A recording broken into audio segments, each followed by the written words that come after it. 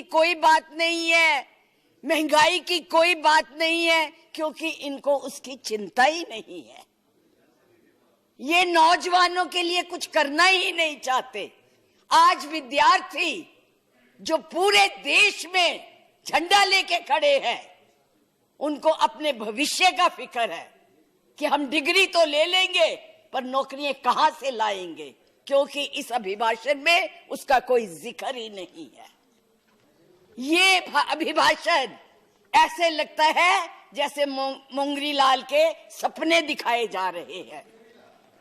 मुंगरी लाल के 2014 में भी दिखाए थे, अभी भी दिखाए रहे हैं। अभी राणा जी बोल के गए, राणे कि जी कांग्रेस भी मैनिफेस्टो देती थी, हमने करके दिखाया है।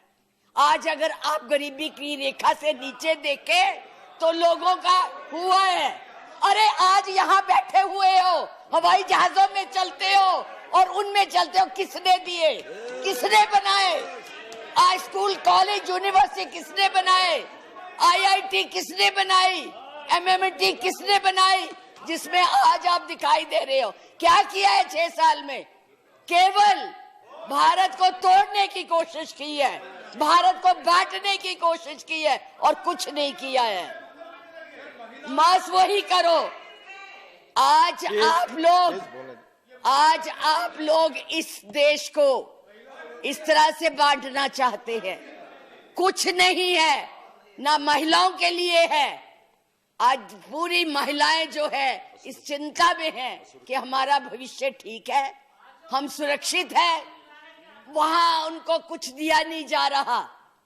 और मैं ये कहना चाहूंगी कि मैं पूछना चाहती हूं, क्योंकि आप बहुत इतिहास के बखेर हुए हैं, मोहम्मद गौरी को किसने बुलाया था? किसने कहा था दिल्ली में आंख बंद करने के लिए? कौन जयचंद था? कौन जयचंद था?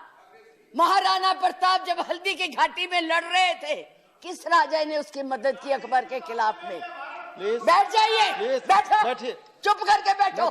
सुनो मैडम, प्लीज आप चेयर को एड्रेस करें। मैडम प्लीज, इस तरह की भाषा एक भील जाति के लोगों ने, एक भील जाति के लोगों ने महाराणा प्रताप का साथ दिया था।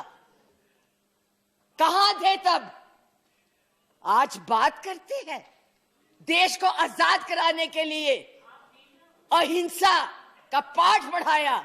आप क्या जाने अहिंसा, जो लाठी लेके तो ट्रेनिंग देते हैं, आज लाठी की जगह बंदूक और रिवॉल्वर आ गए हैं। और हमने सिखाया आपको अहिंसा, आपने सिखाया है जनता को हिंसा, नफरत। पर बोले, इधर बोले, और चेयर को एड्रेस करें प्लीज। आप चेयर को एड्रेस करें। और आज तो मैं उपाध्यक्ष जी देशद्रोही की भी परिभाषा पूछना चाहती। क्या है देशद्रोही की परिभाषा? किसको देशद्रोही कहते हैं? मुझे याद है जब कम्युनिस्ट पार्टी ने भारत की आजादी को नहीं माना था, 4 साल के लिए बैन कर दी थी, लेकिन उनको देशद्रोही नहीं कहा था नेहरू ने। सरकार ने देशद्रोही नहीं कहा था।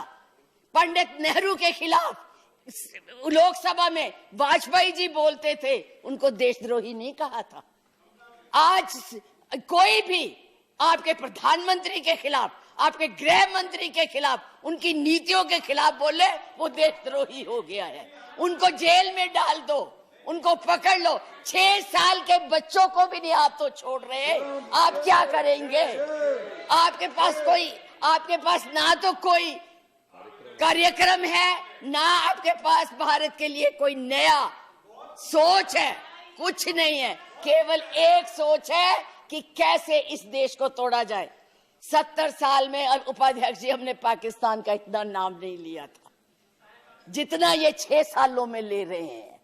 हमारी महानायिका ने पाकिस्तान के 2 हिस्से कर दिए थे, बांट दिया था, और ये आज पाकिस्तान के नाम से डरा रहे हैं। और वैसे कहते हम बहुत मजबूत है, हर बात के लिए पाकिस्तान, हर बात के लिए पाकिस्तान। क्यों भाई? क्या है वो? आपका कुछ लगता है? हाँ, जरूर लाहौर में जरूर बिरयानी खाने गए थे, कांग्रेस नहीं खिलाती, बिना बुलाए गए थे। और आज बात करते हैं, किसकी बात करते हैं? मैं ये कहना चाहूंगी, मैं ये कहना चाहूंगी कि इस भारत को मत तोड़िए। बड़ी मुश्किल से पटेल नेहरू ने इकट्ठा किया है, आप तोड़ रहे हैं। आप नहीं कहते हैं, आप तोड़ रहे हैं, इसका विभाजन कर रहे हैं, लोगों को बांट रहे हैं। मैडम आप चेयर को एड्रेस करें, आपस में चर्चा ना करें। मैं उनको एड्रेस ही नहीं करती जी, मैं उनको समझती कुछ नहीं हूँ, वो है ही कुछ नहीं, जिनको बोलने की समझ नहीं है उनसे क्या बात करनी है। मैं तो ये कह रही हूँ कि इस देश को मत बांटिए, इस देश के टुकड़े मत कीजिए, नफरत मत फैलाइए। बहन जी चुप रहिए, अपनी बारी में बोल लेना जो बोलना होगा, अब चुप करके बैठी रहिए प्लीज।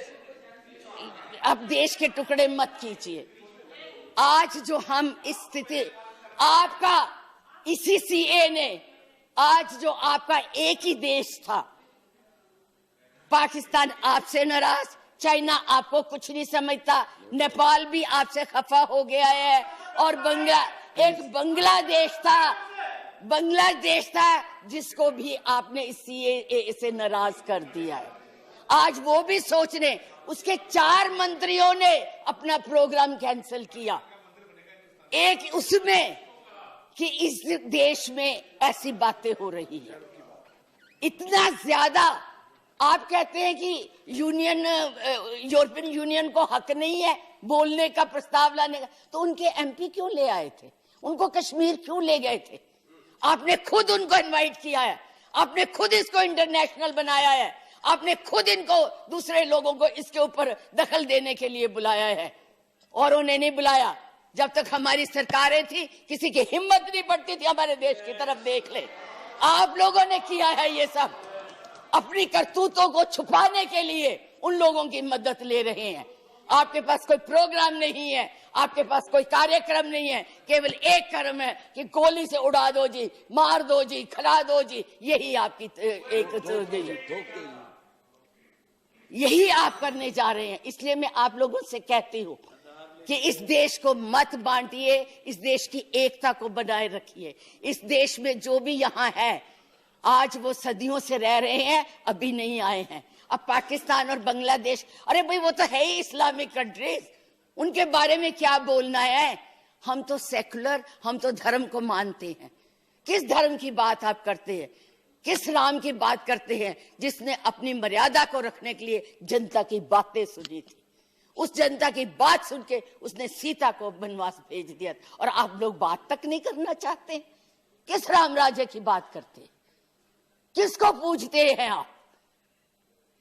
मंदिर बनाइए, जरूर बनाइए, लेकिन उनके आदर्शों को भी मानिए, उनकी बताई हुई बातों को भी मानिए। सिर्फ केवल कहने से बात नहीं बनती है, ऊंचे ऊंचे भाषण देने से नहीं बात बनती। इसलिए मैं यही कहूंगी, इस देश को मत बांटिए, एक रहने दीजिए, ये नफरत मत फैलाइए। ये आपके लिए भी और हमारे लिए भी बहुत धन्यवाद।